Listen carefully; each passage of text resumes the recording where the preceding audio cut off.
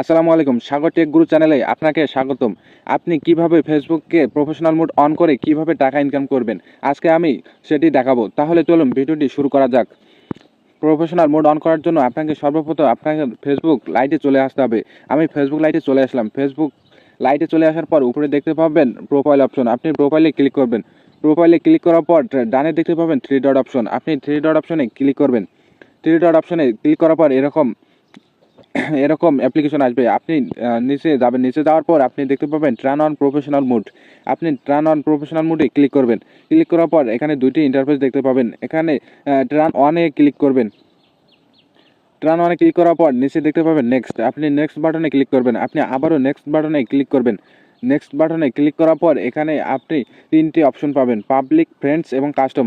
আপনি এখানে পাবলিকে ক্লিক করবেন। পাবলিকে ক্লিক করার পর নেক্সট বাটনে ক্লিক করবেন। নেক্সট বাটনে ক্লিক করার পর এখানে কনফার্মে ক্লিক করবেন।